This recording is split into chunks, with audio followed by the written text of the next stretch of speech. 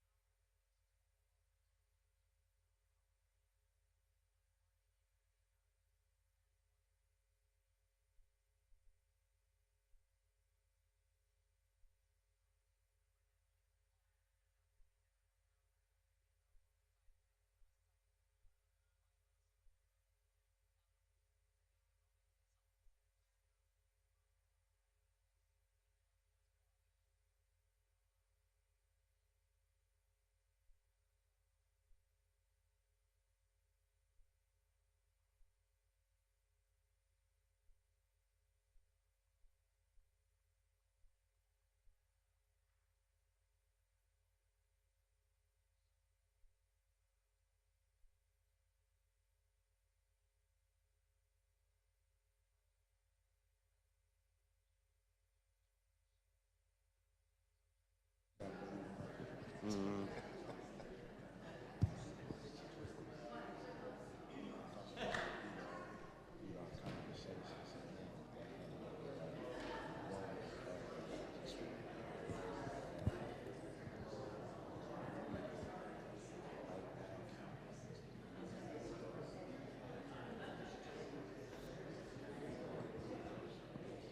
were split. Officers were split.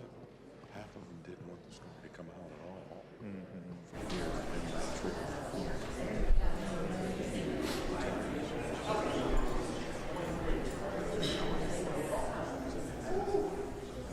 No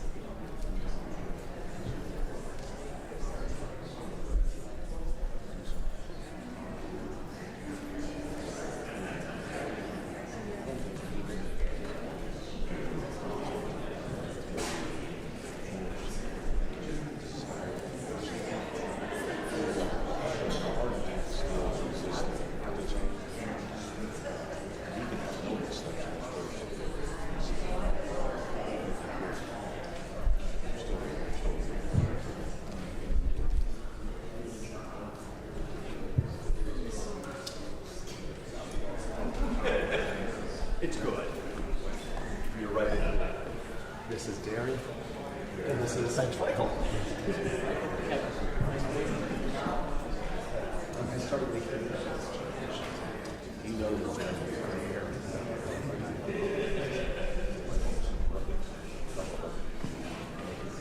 so I got all ones right.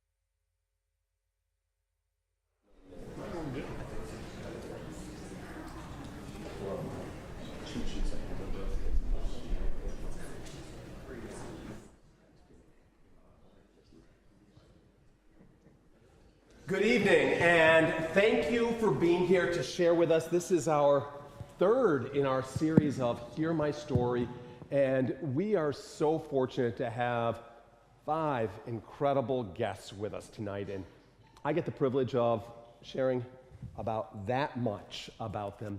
I'll start with that. We have Carolyn Field. If you know the name, her parents happen to be here too. She grew up here and is just a great gift. She started out in public housing as a police officer in East Cleveland. In Cleveland, I'm sorry. And it's Darian and I had the privilege of sharing dinner with Carolyn, and it was kind of fun. I got to ask the question, does it ever seem awkward when somebody asks you, oh, what do you do? And she said, no, because I say, oh, I'm just in community relations. And it resonated with me because so often I'm on a plane and somebody says, what do you do? Human resources. Sometimes you just don't want to get into the discussion, but what a gift. Thank you for being here. Then we've got Lieutenant Kevin Gahagan. Did I get that close? No. How's it? Gahagan. And so Officer Field, Lieutenant Gahagan, I had it before I came back in, who also close to home is a police officer here in Hudson. So a gift to have you, Maple Heights now, and then it appears that there's a requirement in the city of Akron that you can only be a part of the police force if your first name is Michael. Because we have 3 from Akron, and it's not just Michael, but it's a Michael M. In fact, we have 2 Michael Murphys and a Michael Miller.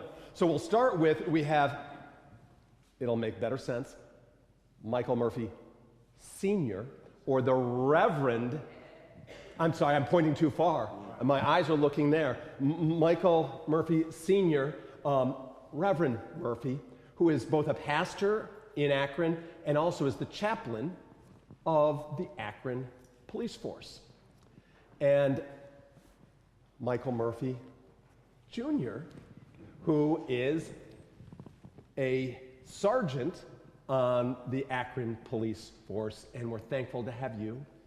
And then we also have Lieutenant Michael Miller, who is the Community Relations Public information. Public Information Officer for the Akron Police Force. So again, I'm not going to take any more time. We are so thankful to have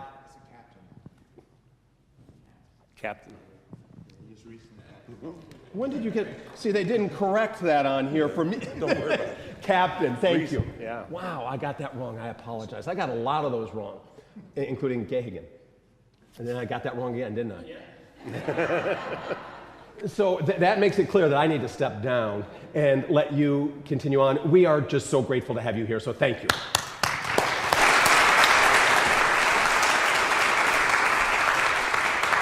Good evening. Thank you for being here. Really appreciate it. And I'm going to go by first names, if that's okay.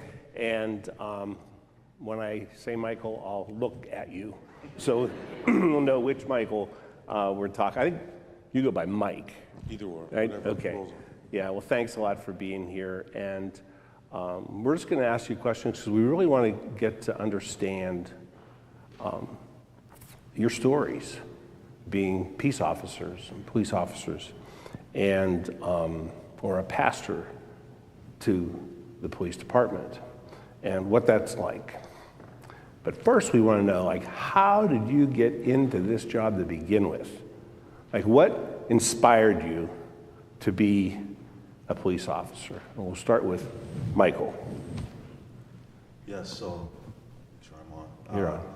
I never grew up having aspirations of becoming a police officer. Like many young men, I was well into sports and doing that. Graduated from St. Vincent St. Mary, and I went to the University of Dayton, and I played football there. But after returning from the University of Dayton, I was just trying to figure out my way. What am I going to do with my life? And I really didn't have that figured out yet. So I remember this is back in the days where you had to look at the newspaper to actually get a job and see what jobs were available.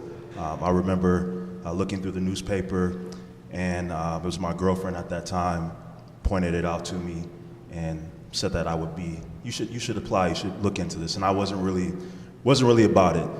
Somehow my dad found out about Akron Police Department hiring, and he had, there's numerous people that he had either grown up with or went to school with, different things like that. He had relationships with other officers. He thought that it would be a good career path for me. So long story short, I decided to take the test. I did well. And once I kind of committed myself to pursuing this career path, for me, it was just about trying to provide be a strong role model to young men in our community. That was kind of my push, or my why, if you will, and just wanted to show young people in our community, that there was another way to impact their community. So my role in that was just to become a police officer. Great. Thank you. Kevin, we'll just go right down the line on this first one. So I graduated, I grew up in Streetsboro, right next door. Graduated from there and then went to Kent State. And didn't really know what I wanted to do. I started out as an education major. That wasn't really very exciting to me. So I took one criminal justice class, and I was like, this seems like a good idea. I got to my last semester of my senior year, and I did an internship with a family friend who was the chief of police at Streetsboro at the time. And he asked me, he goes, what do you want to do with the rest of your life? And I still hadn't figured out, what I wanted to do, and a police academy opened up in Lakeland, up in Menor. So I signed up for that, I got in. So the last semester of school, I was taking classes during the day, and I went to the police academy at night. But after the academy, back then, 25 years ago, there were really no job prospects. You took a test with 500 or 600 other people, and you were lucky to get an interview unless you scored well. So I was taking a lot of tests. Still wasn't sure I wanted to be a cop. I was thinking about law school or becoming a social worker, and then I got a call from the Lake County Narcotics Agency, and I became an undercover narcotics agent. That was my first job. And how long have you been with Hudson? I stayed with Lake County for about a year. Got in a little bit of a mix of, not in trouble or anything, but we got into some bad stuff up there, and I was like, and my girlfriend at the time, who's not my wife, she's like, "Are you sure you want to do this?" And I'm going, "Well, Hudson called. Should I go and interview there?" And she's like, "Yeah."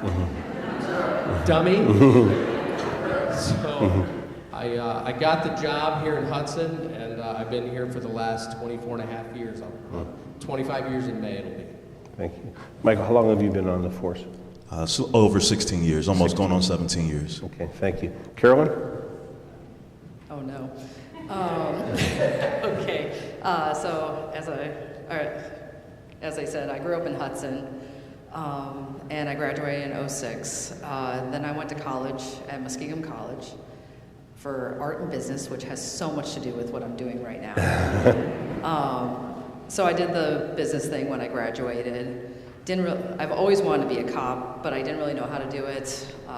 Probably watched a whole lot of Law & Order SVU, thinking that this is what this was going to be, which it turned out it wasn't. But anyway, so a friend of mine ended up going to the police academy and told me, "Hey, all you have to do is just go to the community college and just sign up for the police academy, and that's how you can do it." I was in between jobs at the time, so I signed up for it. My dad and I hid that from my mom for a little bit until I got in. But so I ended up graduating from the police academy, and I was still working at Heine's at the time, and then even just, I think this was about 10 years ago now, you have 1 year to get a job. So the only departments that were hiring were either places where I would be working for free, or the housing authority in Cleveland, which is Cuyahoga Metropolitan Housing Authority. And due to a significant terrible driving record, they were the only ones that would hire me at the time. So they were. I hope I wasn't part of that. You probably were, but so the rest is history. I worked for them for about 8 years, and I did narcotics for them. I also was on the SWAT team over there, and then recently I went to Maple Heights about a year ago, and I'm a patrol officer there. Great, thank you. Pastor Murphy? Well, I'll try to make a long story short because I'm getting older, so the stories are longer. Took the test, I think that would have been 1980. And for whatever reason, I did very well on the test, but they threw the test out because they said the test was racially biased. So seriously, that's what happened. And so they threw that test out. So everybody that was on that test didn't get a chance to move forward. And so at that particular time, I took some other civil service tests, ended up at the Board of Education. From there, I became an entrepreneur, but I always had friends and mentors growing up that were police officers. So fast forward to what's been about a year and a half now.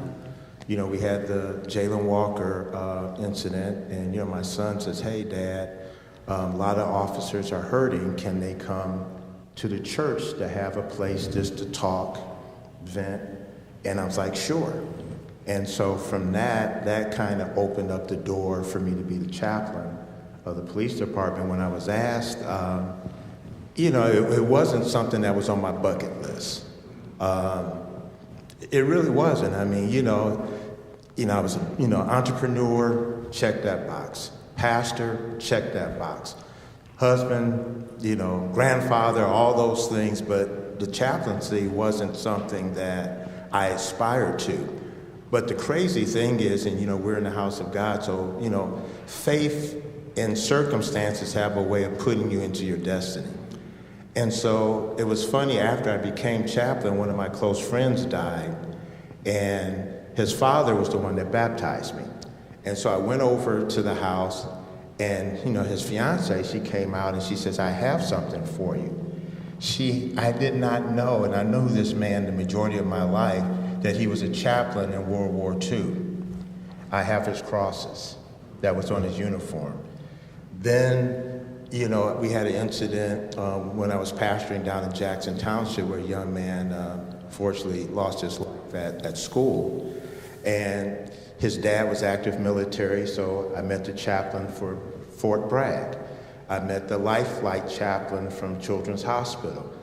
When we moved and, I started pastoring in Firestone Park, the first pastor that reached out to me was a retired chaplain from the National Guard. It was all around me, and I didn't know it. Thank you. Sergeant Miller? Thanks for having us. First of all, welcoming us to your church this evening. It's an honor for all of us to be here. I'm sitting the guests are getting closer and closer to me. It's like, well, how much of the truth would they like to hear, right? so then I said, well, no, crack a joke. No, I don't want to crack a joke, but I'm gonna end up saying something that's funny, I guess. In terms of what motivated me to be the police officer, to want to be in law enforcement, my mom will tell you that it's the many hours in the summer months playing cops and robbers outside. We used to make, guns out of sticks, and she said I always had to be the officer. That's what she would tell you, probably from, 4 years old to 12, right? But I think what kind of truthfully got in my mind in terms of images of seeing police officers were 2 TV shows, Starsky and Hutch and In the Heat of the Night, right? And so while I did enjoy those shows, my path to law enforcement was slightly different. I was raised by a single mother. She raised 5 kids. I'm the second of 5, the second oldest. And, we had some challenges, economic challenges, and so forth. But we were surrounded by a lot of good people, including some of my uncles. My dad wasn't in the home, but uncles and coaches and mentors and things of that nature, right? And but it still wasn't crystal for me in terms of how to get there, what I was going to do. My burning desire was to not live in a circumstance that I grew up in. So I was really trying to put the pavers in the way, or the pavers forward, to build a bridge out of my circumstance. That led me to going to college for the first time 6 years after high school. 6 years after high school graduation is when I took my first college class. And from there, I picked up, I grew in confidence and built a lot of relationships and met some folks, and some of those were police officers. And once that seed was planted, I knew that ultimately choosing this career I would want to do something that embodied the spirit of the people that helped me. And so that's kind of my why in a nutshell. And I've also been on the police department for 24 years.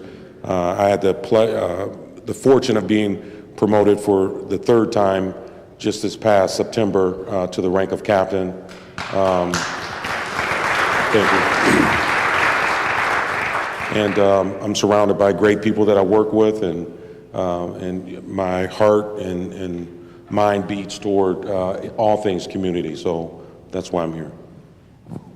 Great. That's a great segue into the next question. So you interface with the community all the time. And there have to be, I would guess, circumstances where when you're interacting with a community member, that interaction had an impact on you in a personal way. And I was wondering if you could reflect on a story that might come to mind where you were called to an incident perhaps, or maybe just routinely patrolling, and you interacted with a community member and it had an impact on you. And how about we go with Kevin first on this? Just a couple of you will answer that. So this one goes back about 15 years. I was just on patrol one day down, actually north of here at Hudson Park Drive, and we got a call of a kid who was being followed by a car. And he was just walking home from school. And his name was Matt, and I happened to be like 2 streets over, and I ended up finding him and talking to him real quick. And he had called his mom, and his mom called us. I stopped him, and we were sitting there talking, and he gave me the details and such, and I ended up giving him a ride home, where I met his parents out in the driveway, and we just sat and talked for a while. And I didn't think it was that big of a moment for me at the time, because, you know, we go on calls like that all the time. And right around Christmas time, I ended up getting a card, excuse me, in the mail from the family. And they were just very thankful and appreciative of what I did for their son and bringing him home safe. And to this day, every Christmas, I get a Christmas card from that family. It's good. Thanks. Michael, do you have a story? There's a lot of different stories and encounters. I'm trying to think of the first thing that comes to mind. I want to keep the spirit light.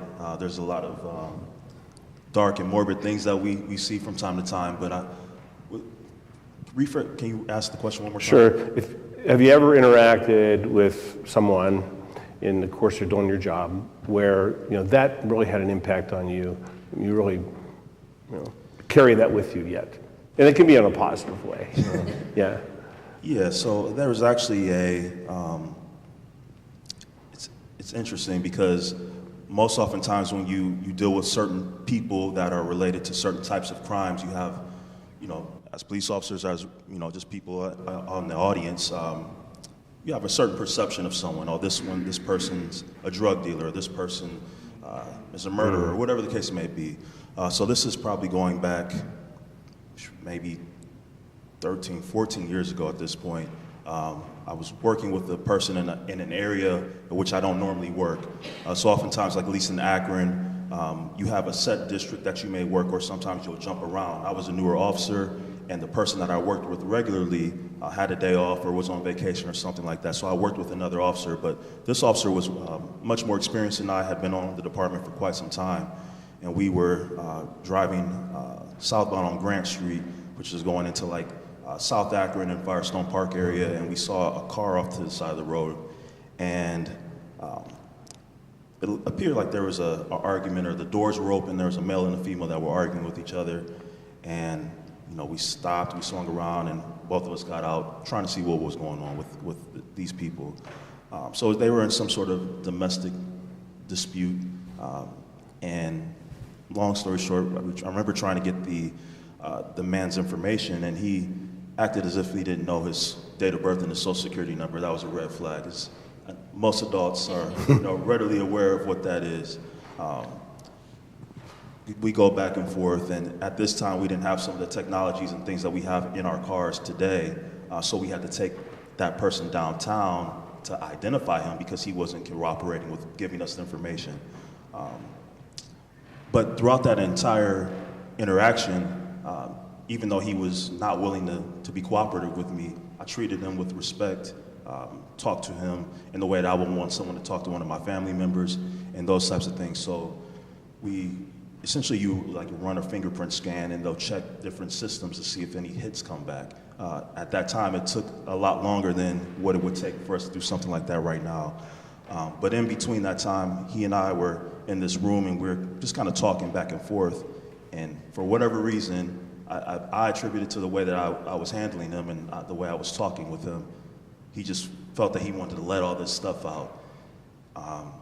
Come to find out, he had been involved in a shooting in Pittsburgh, and he was on the run.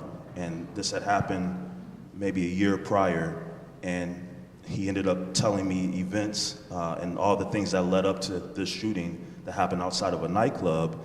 And, you know, obviously it was kind of crazy once the information came back, got his name, his social security number, we were able to run it through, confirm that he actually did have an active murder warrant.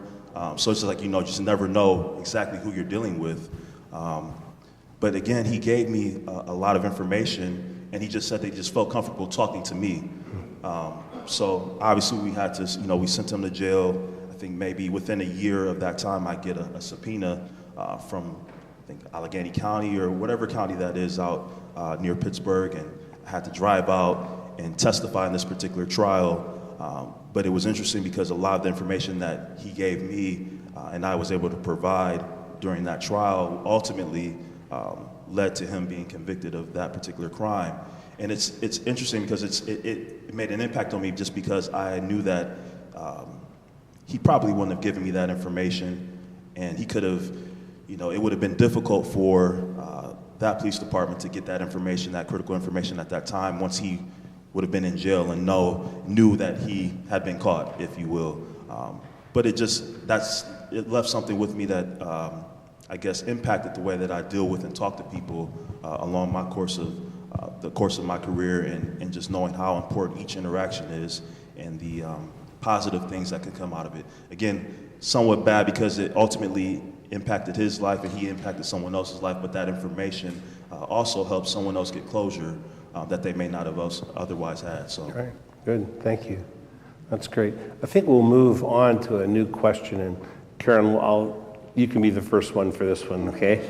So, and then Captain Miller, you can answer also after Carolyn. So I imagine in the course of your job that you run into some things that are like really traumatic, and that it takes a lot to mentally process it, but then you also have to emotionally process it. I don't want you to tell a specific example, but just interested, like, how do you manage that, just as a person? I guess the way that I always do it is, sadly, it's almost compartmentalizing of that. I have my work personality, and then I have my home personality. My work personality, it's we have step A, step B, step C, step D, and you just go through all those steps, and each call, each report, everything you do, especially even when dealing with families. Okay, I have to get all their names, I have to calm them down, probably should calm them down first before I try and get their name, but I just have I have lists of everything I have to do, and I have to make sure I have to get them all done for any traumatic event, anything like that. So at the time, it's not even processing what happens. So then after you decompress and you talk with everyone on your platoon, after everything's done, I also then, once we're done on shift, I'm done with that. I don't think about it. I go home, and it's a whole new personality of just go with the flow. I don't have to worry about it. I don't think about it, which is kind of nice of being on patrol, that once my day is done, it's done. Thanks. Captain Miller? Yeah, that's a way that I've done it, especially earlier in my career. Came on in 99, late 99. I remember telling my mother at my 13-year mark, and for whatever reason I remember this vividly, I remember telling her, she used to say, well, hey, you can internalize stress. And I'd heard that through school, and I have a social work background too, so I kind of knew what that meant, but I didn't think that applied to me. And I remember telling her at the 13-year mark that I've not had a stressful day at work yet. And that was such a naive thing to say, right? And she was right. And of course there were many interactions and things that I witnessed that brought about that. I could tell you, like the young lady here, back when I came on, I mean, there wasn't any programs or protocol or, things. It was kind of just, even in some respects, taboo to show weakness, especially for a man or a bigger guy too, even, right? Because there's rules to that. But what I found out is about that 14-year mark, I've thought right back to what I had told her, and then those words came back to bite me because you do internalize that, right? And so I mentioned that earlier in our structure in our agency, and maybe for other agencies but ours, there wasn't anything formal. You just kind of grin and bear it, take it, get over it, that type of thing. But over the years we've developed additional programs like our chaplaincy program, We have a Safety Forces Chaplaincy Center that provides, resources for officers who can go and talk and seek counseling and things of that nature. And all of that is invaluable because it does take a cumulative toll, especially over the years. So I admittedly didn't handle it the best early on, and I know that because 13 years ago I started being impacted by things I saw year one, that I saw year three. And then just through getting some help and being pointed in the right direction, was able to compartmentalize it and kind of, package it away in a way to be able to move on and still move past it. Thank you. Pastor Murphy, you and I have known each other for a while, and you shared with me a story that relates to what we're talking about dealing with the trauma that you were involved with this summer. Like, if you wouldn't mind sharing that, that'd be great. Sunday morning, some things you just never forget. Sunday afternoon after church, on the back porch with my wife, say, hey, I'm tired, just gonna watch the TV and just kick back and relax. Phone rings, it's the chief. He says, hey, can you meet me down at Children's Hospital? There's been, at first he thought maybe it was multiple homicide and it was involving children. And I was like, oh wow. I was like, okay. So, get situated, get my credentials and stuff, and I drive down to the hospital. I think I meet you guys at the entrance. And we walk in, and it's just this surreal scene. 7-year-old guy shot at a football game. He's blood's everywhere. Everybody's scurrying around. The mom's about to have a nervous breakdown.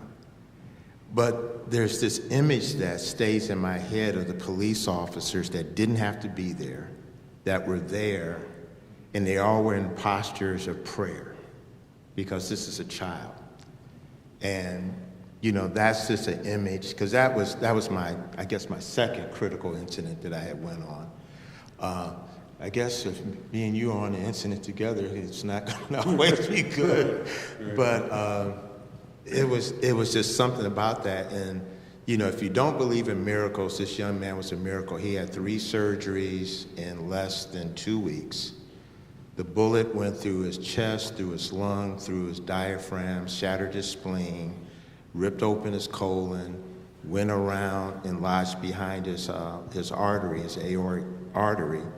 So the first surgery was just to kind of stop the bleeding and just let his body just kind of, and then, so I was up there, till he came out of the first surgery. And then while all this is going on, I'm going down to the hospital because I made a connection with the family. Then I get another call that a 4-year-old had got a hold of an unsecured gun and shot himself in the face. They were next door to each other. So I'm walking out of one room into the other.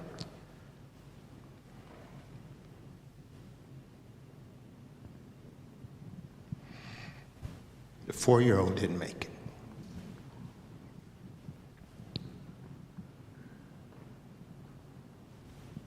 And I had to walk with her down the hallway to tell her other child that your little brother's not coming home. I'll never forget their names. Thank you for sharing. I appreciate you sharing that. I just think it's, the reason I asked Pastor Murphy to share that is because I just think it's important for people to see the human side of your jobs, and that there's officers circled together at the hospital, praying for the first child that you shared, just trying to support the family and support each other, and trying to process that it's the job is challenging. And Kevin? I want to add something to these stories up here that you're listening to. So the average person, regular citizen, goes through about 4 or 5 critical incidents in their lifetime, being a family member death, a serious crash. In the police officer profession, depending on where you work, the total number of critical incidents that you'll come upon is well over 150 to 200.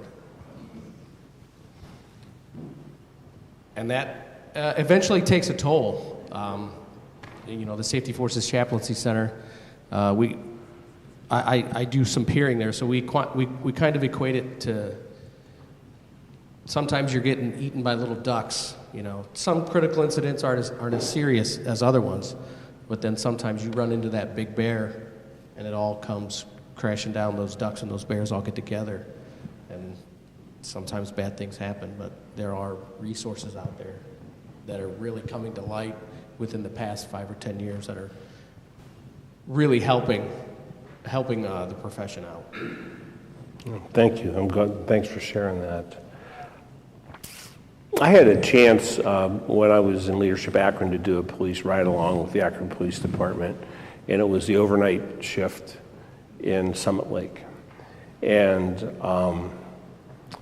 the officers, there were 2 officers in the car, and they had, during that shift, they had 6 calls that they were on. None of those resulted in an arrest. All of them probably resulted in all kinds of paperwork that they had to do when they got back. But what was so interesting to me was that in each one of those, they negotiated with the disputants, right, if that's such a word, the different citizens that were having trouble. The officers almost acted as peacekeepers, but as social workers. And I was wondering, maybe, Michael, you could start with this one. Have you had occasion where, is that normal? Is that like more typical than not? Yeah, I believe that it is. A lot of people, see things that happen on TV or the things that are played out in the media, and those are the things that are cool or interesting. But we do a lot more of that, problem resolution and trying to help people navigate disputes. I think we do a lot more communicating with people than anything else. And I think, one of the things I tell our new officers and people that we're recruiting and bringing onto the police department is that your communication skills, that's really the strongest skill that you need, because you're going to do a lot more communicating, talking to people than you are going to be fighting and wrestling and tackling people and all that stuff. So, you see a lot more of that. Don't get me wrong, there's definitely times where we have to make arrests and do those things, but sure. What you saw that night, that's typical. Our officers do that on a daily basis. Carolyn, any reaction to that? Or? I totally agree. I know my old department, we used to call it verbal judo, that if you can talk someone out of an arrest or you can talk them out, probably on the daily, even last night when I was working, I'm a therapist, I'm a social worker, I'm a psychiatrist. I wear many hats for each call I'm on. Last night I even had a call between a mom and a daughter where the daughter said that her mom just wasn't treating her right, but we're trying to tell the daughter, you're 17, your mom is treating you right, you just have to follow the rules. And so, but in that case, we're having to diffuse a situation where the daughter just wants to run away. That's not safe for her to do that in the middle of the night, and we're trying to talk mom down of, okay, well, let's not lay the hammer on quite yet of your daughter, because it turns out the daughter's dad had died recently.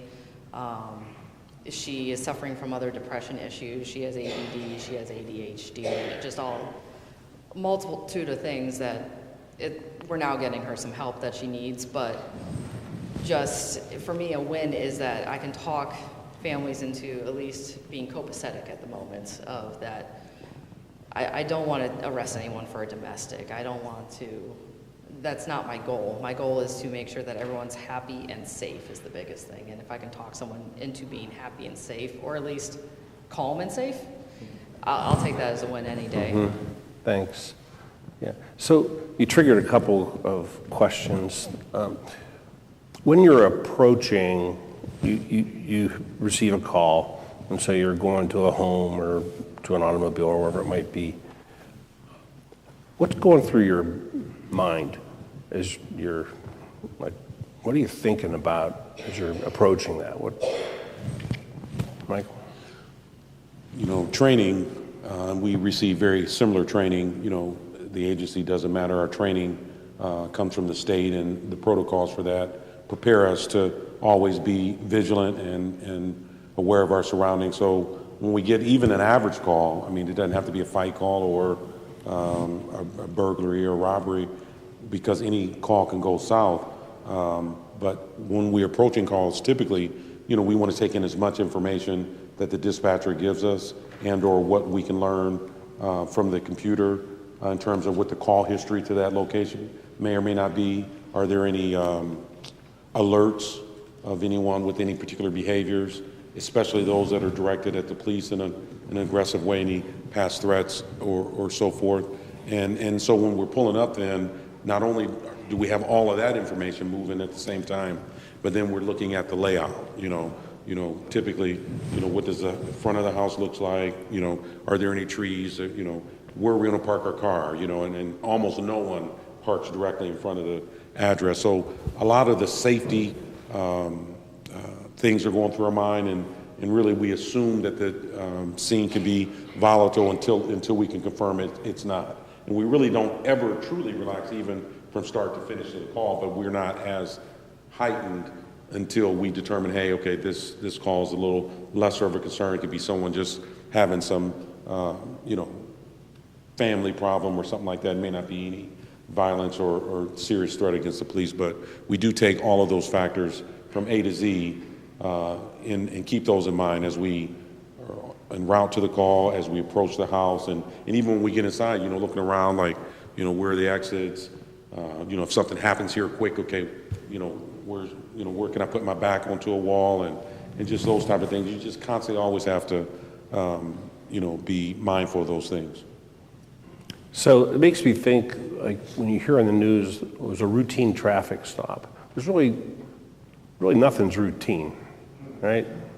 I mean, I'm making a statement there. I'm not asking a question, but No, nothing is routine, and actually, something that Captain Miller said, when I get the opportunity to say it, I make sure that I always do this behalf on all the officers that anyone may encounter.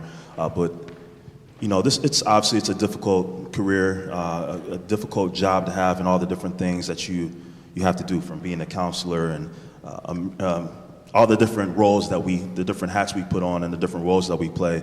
But you have to understand too, like Captain Miller was saying, an officer is approaching a call and has all these tactical things in mind, and an officer may have just left a call where he dealt with something like Chaplain Murphy was talking about, where a young person had been shot, and that officer is dealing with that call. They have to clear that call and then fix themselves up to be able to go take a report for you and give you that same level of service that you deserve.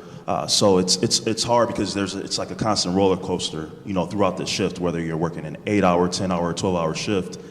Just the highs and lows, and trying to navigate that is extremely difficult, and it's a skill that I think some officers are better than others in handling that. And I think over time, going through your career and just seeing how that works, your skill sharpens a little bit. But I would say for people in the audience and to share with other people, it's just understand that sometimes you could get an officer that seems to be pissed off or may have a slight edge to him.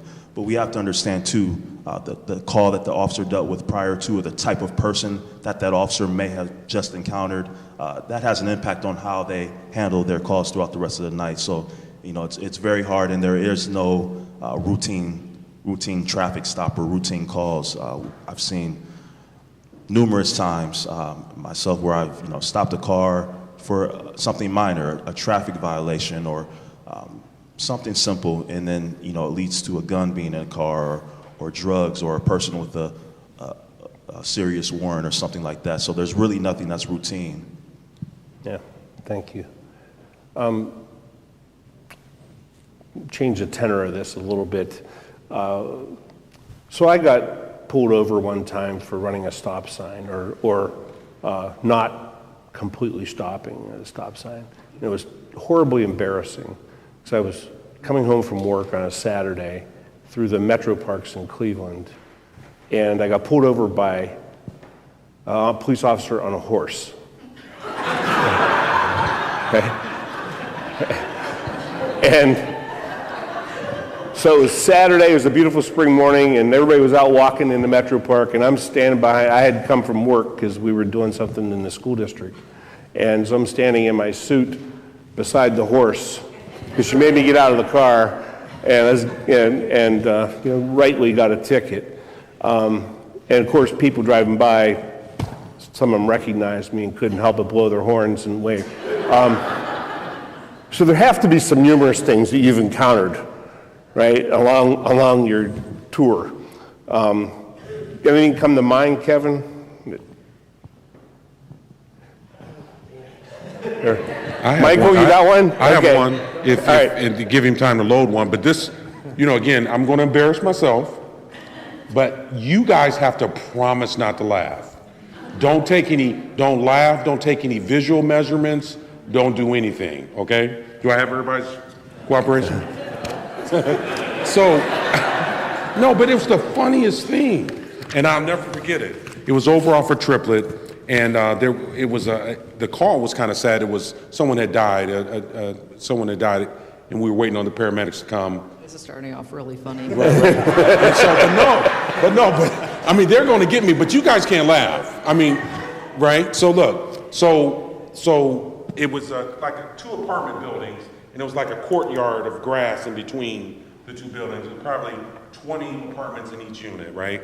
And so, I'm a kid at heart too, so I always carry a football or basketball with me, right? And so I wanted to distract this little boy in a manner that he didn't see him bring out the body, right? So I go down real quick, okay, and I'm telling him to come on, and I'm trying to talk to the little boy, and he's of an age where, whatever the age is, you don't articulate your words real clear, and you can't really tell what they're saying, but right? And so he's like, so he threw the ball, but I think he was no older than 3, too. That's what makes this, he's probably 18 now. I'm still looking for him, right? I need to find him and ask him some questions.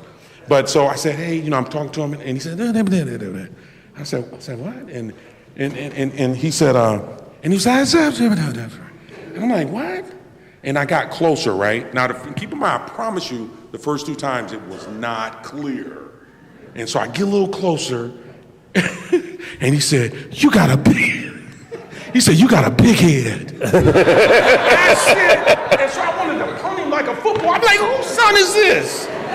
Because I promise you, those words, when I finally heard it, it was like crystal clear. But the 2 previous times, it wasn't. So, and that was probably like 2008, and I'm still laughing at that. You know what I mean? So that was one of the funny moments. That's good. Thanks. Yeah, that's good. We're already at our time. So, but there's an important question I want to ask before Peter, that I think it probably is on all our minds, is this whole issue of youth violence. It just seems like it's, at least it's in the news a lot, right? I don't know if it's more prevalent now than it's been. What are your thoughts on that? Kind of taking you back down a less happy road, but anybody have any? I think Pastor Murphy can kind of compartmentalize that a little better than I can, but I just want to bring to your attention real briefly something I've been spending all day busy with in terms of the youth violence and what we saw just play out on Friday in our community. If you haven't heard, and it goes back to routine stops and things of that nature. We had an officer, a sergeant in particular, see a car go speeding by him. He heard a gunshot just seconds prior. He tries to catch up to that car. The car appears to intentionally slow down and wait for him. And then 1 or 2 people inside the car fired multiple shots at the officer. And it was a total miracle because they fired about 7 or 8 rounds and all of them missed, right? And we believe there were young people inside the car committing that crime against the officer. And to your point, the prevalence of and the availability of weapons and guns and things of that nature, I support the Second Amendment from top to bottom, but but this ease and access and the glorification of guns and that type of violence in particular is something we're seeing at a great clip in the city of Akron, and it's something the new administration coming in and the current administration spent a lot of time trying to wrap our minds around, but we're seeing more and more young people impacted by that type of violence in particular. You know, what we have is a cultural problem. You know, I've been on many panel discussions, been in many meetings. People want to know what to do about gun violence. But we live in such a violent culture. Grand Theft Auto, the video games, running from police, shooting at police, the music, you know, I'm going to leave you leaking, I'm going to put you on a T-shirt. All these types of things, these kids have normalized this. You know, I've talked to kids that are 13, 14 years old that have seen their friends get killed. And so they feel that they have to have guns just to protect themselves. And, you know, I've been told by some of the football coaches that they can get guns for $100, $150. And so they feel, you know, so you have good kids that have guns because they're scared and they want to be protected. And I don't, you know, I mean, there's so many different things, you know, mentoring. There's just a plethora of things that we're trying to do. But we just live in such a violent society right now. And you know, unfortunately, I don't necessarily see it getting any better. Anybody else have observations on that or thoughts? Obviously, I've worked in some very high crime areas between the Housing Authority and now Maple Heights, which I'm now calling Housing Authority Light, unfortunately. Mm-hmm. But so I've dealt with a lot of youth gangs, and it's now just from working at CMHA for even just 8 years, I was arresting teenagers, and then unfortunately they would then have kids at a young age that they didn't know how to take care of. And so then I was arresting them, and then I was arresting their 8-year-old kids for doing the same thing, because unfortunately it's almost a systemic issue of that they're being taught that it's okay. They're not given extra, they might not be able to get into sports, or they might not have after-school programs that are safe for them to go to. And so, but also then they see sometimes the drug dealers on Instagram, on TikTok, where they see them with the nice clothes, the nice toy, or nice everything, and all the money. Well, unfortunately, not everyone can get that sports scholarship. Not everyone can be a rapper. Not everyone can be a singer. But the drugs are readily available, and then unfortunately that then leads to violence. And that seems to be what, though they might have not ever started with getting into drugs themselves, it's almost been a slippery slope for us. Thanks. Any parting comments for the group here or the people that are watching online that you'd like to share? Anything at all? I mean, I would just say that we all must do our part. Meetings like this, I think, help the community understand what the police officers are up against, and it helps us understand the concerns. And, you know, it's just great to have, you know, a night like this to see so many people come out that they're concerned and they wanted to, you know, just kind of hear, you know, what was going to be said. So, I mean, I think we just all have to just stay in this posture that if we have one person in our sphere of influence that we can reach, that we can mentor, that we can influence in some type of way, then that's what we need to do. Because we didn't get here overnight, and we're not going to fix it overnight, but if we aim to fix it, eventually we will see something change. Great. Thank you. Michael? Yeah, I would just add that, like I know within the city of Akron, we have a strategic group of people that are meeting. It's regarding the youth violence, and it's a violence intervention program, and a team who, from the mayor's office on down, they've attempted to identify different groups and people that are doing the work and doing different things, people that are involved in youth sports or mentoring and all these different aspects. And I would just encourage anyone that has, you know, a desire to help make things better. It's, you know, it's not just incumbent upon the police to do this, because we play a large part in this, but we can't stop everything from happening. And I think one of the things that we as a community need to do is just be better with identifying who these programs are, who's involved, and helping push each other and push resources to those groups so that they can be more readily available to other people. And so, it may not be, for anyone in this audience, the role may not be for you to become a police officer, but you can be involved by mentoring or being involved in a group that has some sort of impact on the people that we're targeting and that we're trying to impact in a positive way. So if you have a desire to do that, I would just encourage you to find someone to connect with, whether it's a program, a nonprofit organization, or volunteer work somewhere. There's definitely a need for it, mentoring and those types of things. Very good, thank you. Thank each one of you for spending time with us this evening. For those folks that are in the audience, we're going to ask you to go to Fellowship Hall afterwards for a coffee and a cookie. And if you have questions, you can feel free to talk to them there rather than do the questions here. Peter? And then just a couple quick things first, Michael. Your story was funny, and especially with the self-deprecating humor, but I've got to agree with Carolyn. You don't, if you want to go into comedy, start with death. And I just have to share that one of the things that a fellow pastor, I was a chaplain for a police department where I served in Connecticut. So I only had one real situation, and it was I got pulled over. Not by a horse. And my one experience as that chaplain was having the police officer come up to the window when I rolled it down and looked at me and said, "Oh, you're the chaplain. Please drive slower."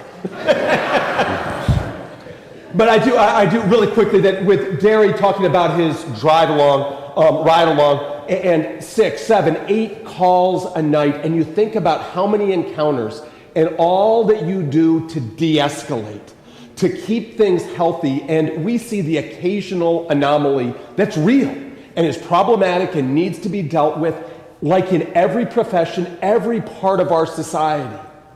But what I think is essential for me at least, and I think for us, is we talk so often about don't assume the worst. Instead, assume the best. Assume what we heard from those who go through every single day, the stress and strain of each encounter and not knowing what you're going to face. And how many situations you bring down, and you bring health and safety. And we are so fortunate for the gifts that you bring to us. And so if we can all say thank you, and then we've got another thank you for each of you.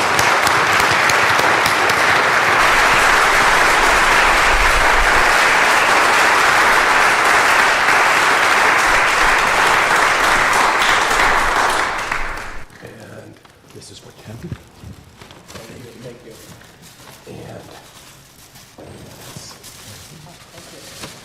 And we've got 2 Michael Murphys, but one is, I think, says Whatever is the better gift. Junior. Give it to him. And Murphy and Miller. You truly, you do help us to see the people behind the uniform, and that's essential. And it's essential for us to understand there is nothing easy in what you do. And every single day, what you face and the burden that you carry that accumulates over time, and that human beings that are wonderful, seeking to do the best and to bring us safety. So we say again, thank you, and we look forward to seeing you in Fellowship Hall.